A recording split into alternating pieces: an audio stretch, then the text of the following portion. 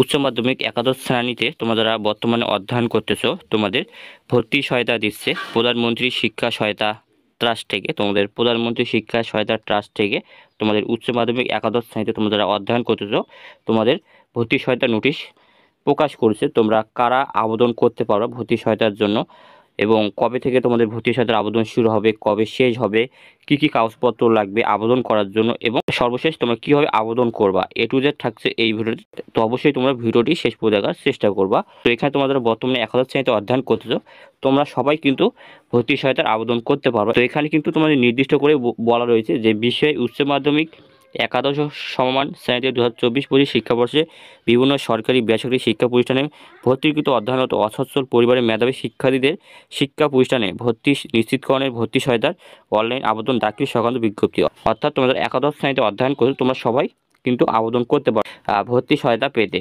এবং তোমাদের ভর্তি সহায়তার আবেদন শুরু হবে আগামী 5ই মার্চ 2025 খ্রিস্টাব্দ থেকে। তোমাদের ভর্তি সহায়তা শুরু হবে এবং শেষ হবে তোমাদের 10ই এপ্রিল 2025 খ্রিস্টাব্দ। তোমাদের ভর্তি সহায়তার আবেদন শেষ হবে রাত 12টায়। তোমাদের মূলত এই ওয়েবসাইটে এসে তোমাদের কিন্তু আবেদন করতে হবে। এখানে তোমাদের নোটিশে আবেদনের যে ওয়েবসাইটটার লিঙ্ক দেওয়া রয়েছে, যদি আমি এখানে ক্লিক করি, তো এই ওয়েবসাইটে এসে তোমাদের কিন্তু একাদশ শ্রেণীর ভর্তি সহায়তার আবেদন করতে হবে। তো এখানে তোমাদের উচ্চ মাধ্যমিক পর্যায়ে তোমাদের, অর্থাৎ তোমরা যারা একাদশ শ্রেণীতে অধ্যয়ন করতেছো, তোমাদের 8,000 টাকা দেওয়া হবে ভর্তি সহায়তা।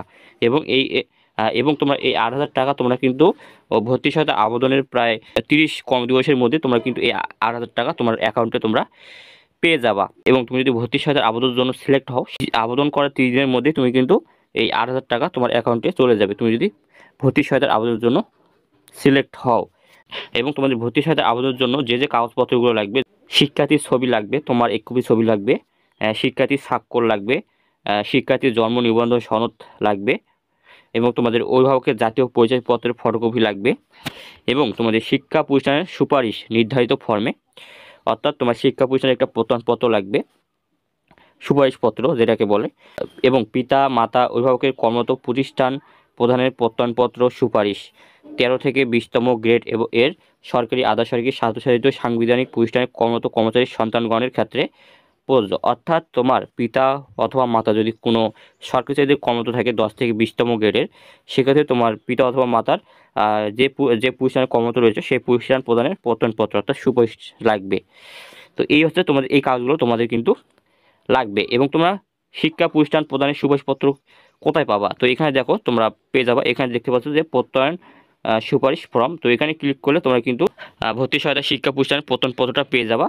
এবং তুমি এই কলেজে গিয়ে অধ্যক্ষের এখানে স্বাক্ষর নিলে কিন্তু তারা স্বাক্ষর দিয়ে দিবে। স্বাক্ষর নেওয়ার পর এটা কিন্তু তোমাদের অনলাইনে সাবমিট করতে হবে আবেদন করার সময়, এটা তোমাদের অনলাইনে সাবমিট করতে হবে।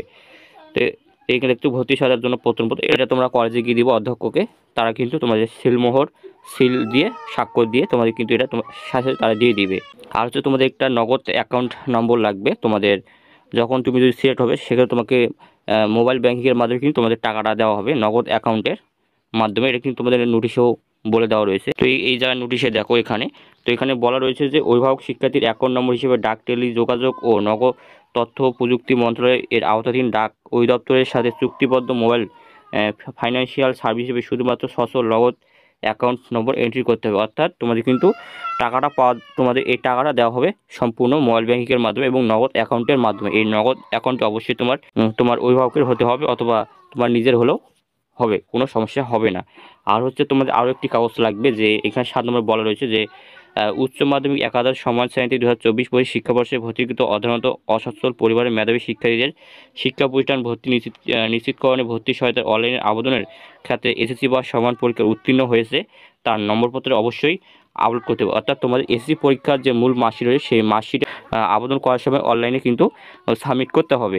মূলত তোমাদের এই ওয়েবসাইটে এসে তোমাদের একাদশ শ্রেণীর ভর্তি সহায়তার আবেদন করতে হবে। তো এখানে তোমরা আবেদন করুন বাটনে ক্লিক করবা। ক্লিক করলে তোমরা এখানে মূলত প্রথমত দুটি অপশন পাবো, তোমরা লগইন অপশন পাবে এবং নিবন্ধন কোন অপশন। যেহেতু তুমি প্রথম আবেদন করবা, সেক্ষেত্রে অবশ্যই তোমাকে কিন্তু এখানে নিবন্ধন করতে হবে। তো নিবন্ধন করার জন্য তোমরা এখানে দেখতে পাচ্ছ নিবন্ধন কোন, এখানে ক্লিক করবা।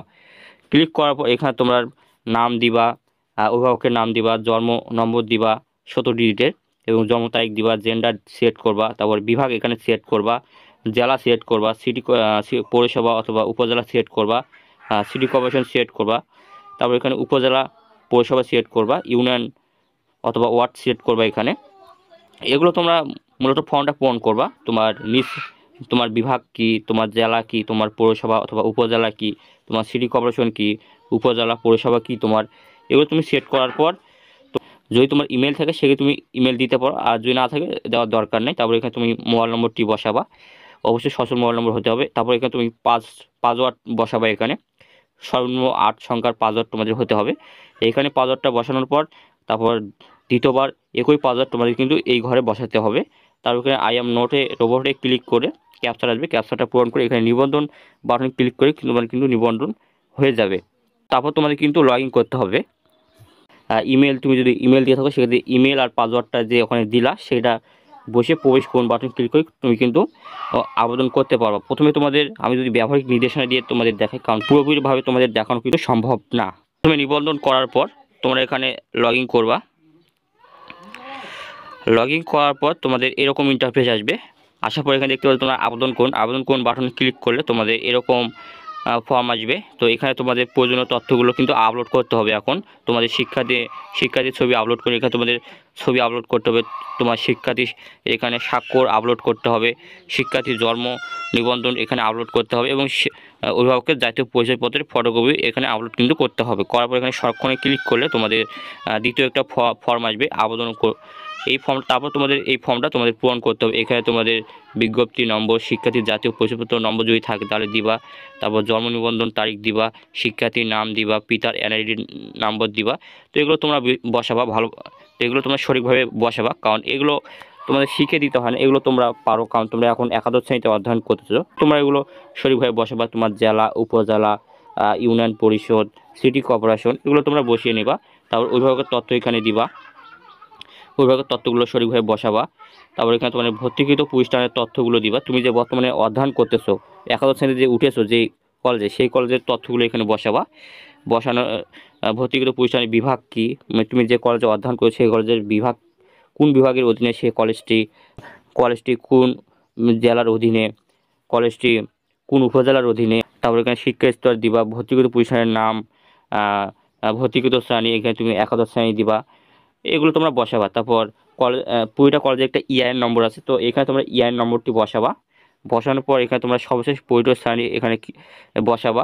তারপর এখানে তোমার জিপিএ স্কেলটা বসাবা, তোমার হচ্ছে এসএসসিতে জিপিএ কত ছিল, তারপর সর্বশেষ পরীক্ষার প্রাপ্ত জিপিএটা এখানে বসিয়ে দিবা। তারপর এখানে তোমার মোবাইল ব্যাংকিং অ্যাকাউন্টের তথ্যগুলো এখানে কিন্তু এখন বসাতে হবে তোমাদের। বললাম যে তোমাদের নগদ একটা অ্যাকাউন্ট থাকতে হবে, সচল নগদ অ্যাকাউন্ট তোমার অভিভাবকের নামে অথবা তোমার নামে। তো এখানে তোমার তথ্যগুলো সঠিকভাবে দিবা। তো এখানে তোমার ব্যাংকিংয়ের ধরন, তুমি নগদ যেহেতু নগদ অ্যাকাউন্টে যেহেতু টাকা রাখছো নগদটা সেট করবা। তারপর অ্যাকাউন্টটি কার তাকে সেট করবা, তোমার যদি নিজের হয়ে থাকে তাহলে নিজের সেট করবা, আর যদি তোমার অভিভাবকের হয়ে থাকে যেমন পিতা মাতা সেক্ষেত্রে সেটা সেট করবা। হিসাবের ধরনটা এখানে সেট করবা। তারপর হচ্ছে জেলাটা এখানে সেট করবা। তারপর ব্যাংকের নামটা এখানে সেট করবা, ব্যাংকের শাখাটা সেট করবা।